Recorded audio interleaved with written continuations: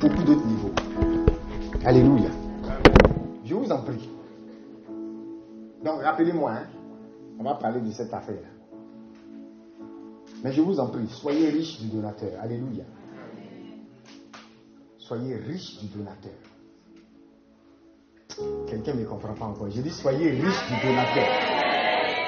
Que votre relation avec le donateur mette la création à vos pieds. Le monde entier, la création entière soupire avec un ardent désir.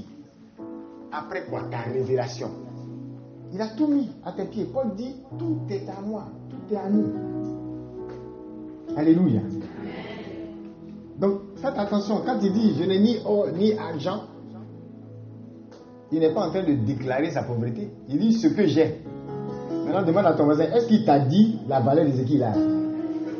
Est-ce que tu as calculé et tu as mesuré ça? Je ne sais pas si vous suivez. Tu arrives quelque part, tu dis, non, moi j'ai besoin de diamants. Le gars dit, ah, je n'ai pas de diamant. Tu te dis déjà, voilà, c'est quelqu'un qui ne fait pas mon affaire. Il dit, mais ce que j'ai, je vais te donner. Et puis tu te dis, oh, c'est quoi qui est au-delà des diamants? Donc déjà, tu quittes devant lui, tu as perdu. Parce que ce qu'il a qui va te donner, il ne te dit pas. Et on ne te dit pas que c'est moins que l'argent. Donc, ce que j'ai, je te le donne. Et il déclare la parole au nom de Jésus. Et ce qu'un non fait, l'argent n'aurait pas pu le faire. Parce que si c'était une question d'argent, ce paralytique-là, il y a des gens qui passent toujours. Il y a même des personnes qui ont des milliards. Et puis ils sont paralysés. On n'a jamais vu ça. Il y a un milliardaire qui buvait du lait les 7 dernières années de sa vie. Il buvait quoi? Qui ici boit lait? Nido, bonnet rouge. Oui, chez vous ici, il y a quoi? Régile, je ne sais pas quoi. Citez, c'est quoi les marques là? Hein? Bon, on ne va pas faire le publicité, hein? Ou bien il y a quelqu'un qui travaille là-bas? Non. Regardez, vous êtes plus riches même que ces personnes, finalement. Parce qu'ils sont dans un pays où il y a les infrastructures et tout ça. Ils ont les moyens, mais ils ne peuvent pas. Ça veut dire que si Pierre, quelqu'un comme Pierre, ou quelqu'un comme toi apparaît et dit, je n'ai pas ce que tu as, mais ce que j'ai, je te le donne, et que ce que tu lui donnes là, peut lui éviter de boire du lait et de manger normalement comme un être humain normal, mais il va réaliser que tu as quelque chose qui va au-delà de sa fortune, au-delà de sa richesse. C'est pas ça? Et chacun de vous a ses yeux. Amen. Chacun de vous, en tant qu'enfant de Dieu, Dieu vous parle. Et vous ne pouvez pas imaginer.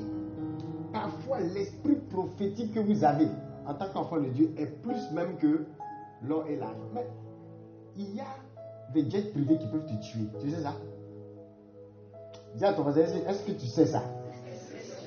Tu peux avoir l'argent pour avoir un jet privé et ça va faire ton arrêt de mort. Qui a entendu parler de Bénigne? Vous le connaissez, non? Un jour, il donnait conseil dans une assemblée à un pasteur, les gens riaient.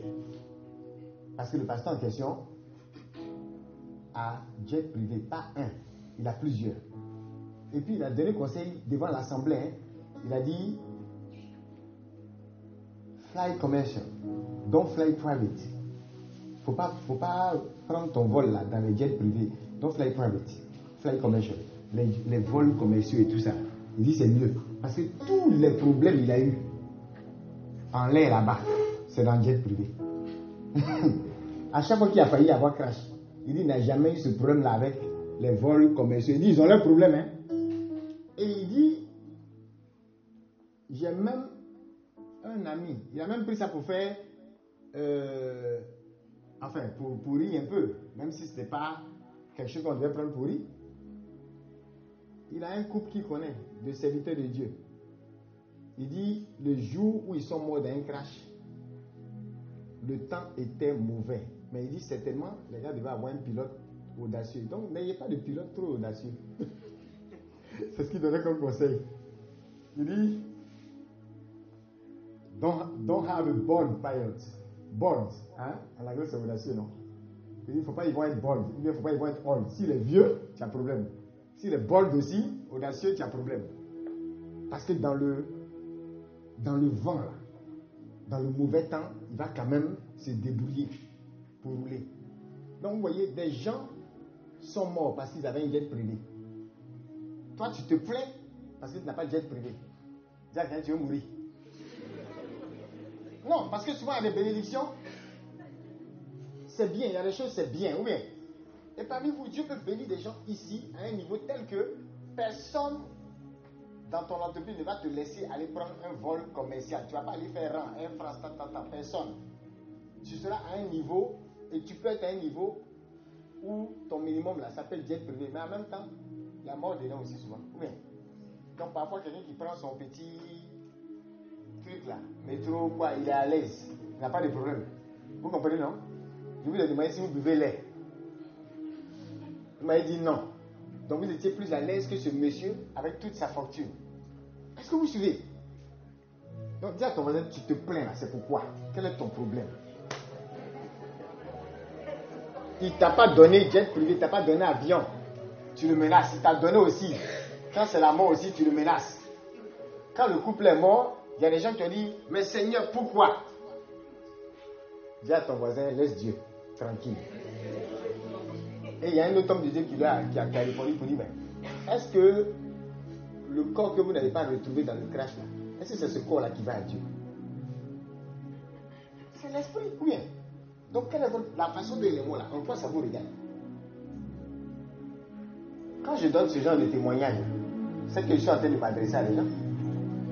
Ceux qui ont l'esprit savent. Oui. Parfois, il y a des morts prématurées inutiles. Comment le Seigneur a pu permettre ça? Ah, donc c'est le Seigneur qui a permis. Vous voyez comment on est? Quand il voulait t'enlever quelque chose, ou bien t'empêcher de toucher à quelque chose, toi seul, tu sais que cette chose-là, c'est ta bénédiction. C'est toi, tu considères ça comme une bénédiction. Dieu te dit, mais tu peux être béni même à pied. Comme tu peux être béni dans un véhicule normal. Comme tu peux être béni aussi quand tu dors dans un château. Et être béni quand tu dors dehors aussi. Pour toi là, non. Les signes extérieurs que les gens ont mis dans le monde pour dire que voilà, lui il a réussi, lui il n'a pas réussi. C'est ce que toi tu prends et tu t'imposes comme standard. Tu fais quoi de la parole? Amen. Et tout ça c'est parce qu'on n'a pas soif, on est rassasié. Oh, votre thème dit mon âme a soif. On n'a pas soif de Dieu. Si on avait soif de Dieu, on aurait soif de sa parole. Il est égal à sa parole. On aurait soif de ses instructions. Alléluia. Amen. Tu vas prophétiser, tu vas demander au Seigneur cette grâce de te laisser instruire, de t'abandonner entre ses mains. Celui qui dit mon âme a soif est en train de dire mon intelligence, ma volonté, tout ce que je suis, tout ce que j'ai, mon intellect. Donc ta pensée, ta façon de penser. Quand tu dis je pense, quand tu dis je veux, quand tu dis même je suis, tout ça est soumis au Seigneur et à sa parole. Prophétise et déclare que cette grâce de t'abandonner pleinement à sa volonté, à sa parole, à sa personne, devient ton partage. Ne prophétise pas l'argent que tu attends, ne prophétise pas la voiture que tu attends, ne prophétise pas la maison que tu attends, prophétise ton abandon au Seigneur. Déclare que cette grâce de t'en remettre pleinement entre ses mains devient ton partage.